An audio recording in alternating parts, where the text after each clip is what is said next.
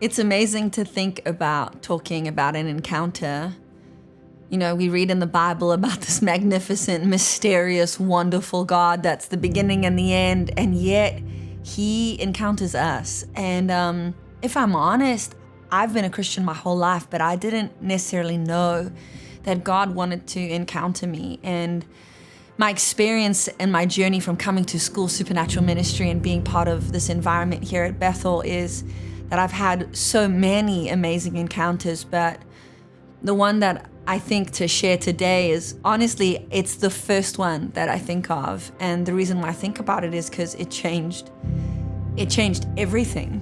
And I get emotional about it even now as I share, because it's holy. Before I was part of school, I was part of a more conservative Christian environment and deeply loved and taught how to love the Lord and was shepherded so beautifully. But I didn't know that God could do something so powerful in my life that it would literally change how I am. I didn't know what manifestations were. I remember coming to school, I wasn't one of those people that manifested all the time. And I feel to say that because I think sometimes when we're listening to these things, we can categorize ourselves out of a powerful encounter. I definitely had. But I got desperate. And that's just the truth, is that I was leading a ministry school and loving everything about it, but had been battling the fear of man since I got saved, probably. And that existence of the fear of man in me caused me to live a life of perpetual sacrifice.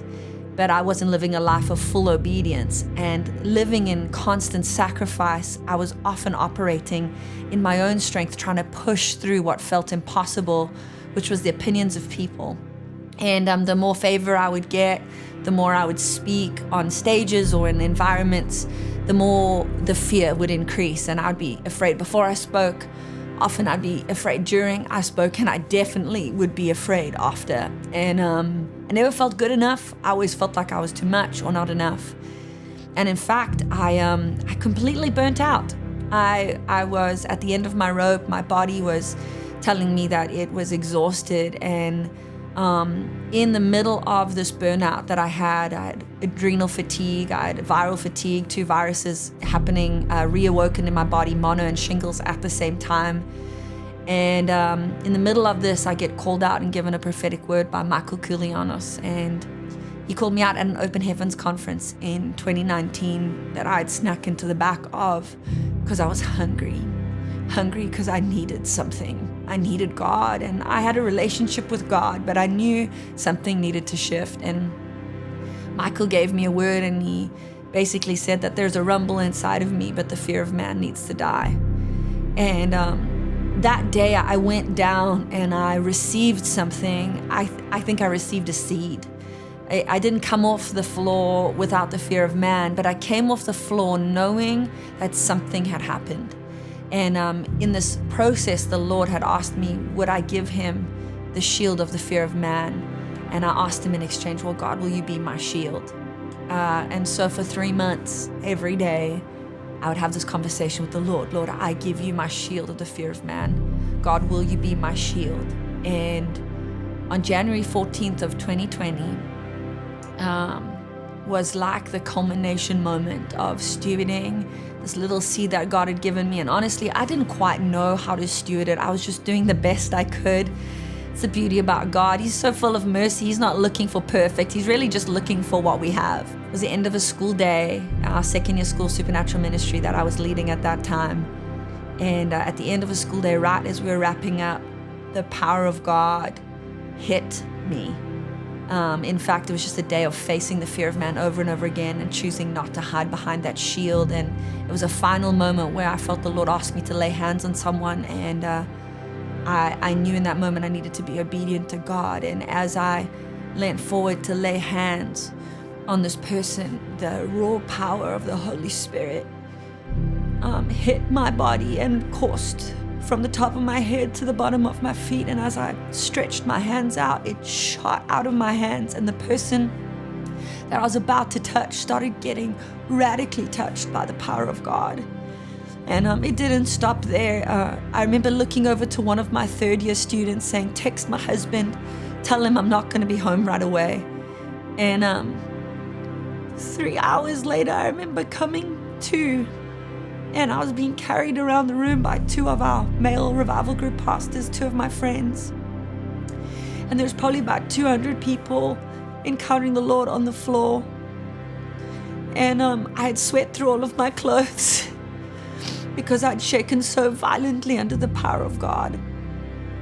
And in this 3 hours that I was in, it was like I can remember some of my thoughts, but they were not my thoughts. They were the thoughts of God. And all I heard him say over people were that this is my resting place. This is my prepared place. This is my house to hold my glory.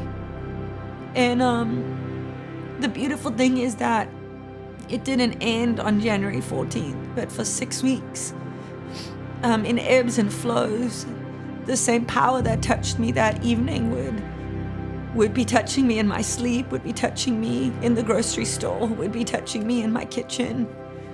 And in this encounter that lasted for 6 weeks, my intimacy with the Lord and my awareness of the power of the Holy Spirit was awoken to another level. And I realized that for a long time I'd been crying out for God to fill a room when he wanted to fill me. And I realized that I was well on my way to good form, but I needed power. And the power in the Christian life isn't our striving. The power in the Christian life is the person of the Holy Spirit. God doesn't give us tools to deal with circumstances. He gives us himself. Unapologetically, without restraint. He touches us and he fills us with himself. And after that 6-week encounter, the prophetic word of Michael Koulianos came true. The fear of man was dealt with in my life. And I'm a different human. In fact, January 14th is like a birthday for me. It's as beautiful as my conversion day, because it was the moment that God, by his mercy, he dealt with the thing that was holding me back, that was exhausting me, and he met me and he filled me with himself. And I will give the rest of my life to speaking about the goodness of God and the person of the Holy Spirit, because he is vital to us in the Christian life. And he wants to encounter us. He wants to be near us, and he wants to encounter you. He wants to meet you. And he might not meet you the same way that he met me, but I want to tell you, he will meet you the way that you need. And he will give you more than you could dream, think, or imagine. And so I want to invite you to posture yourself, to open yourself.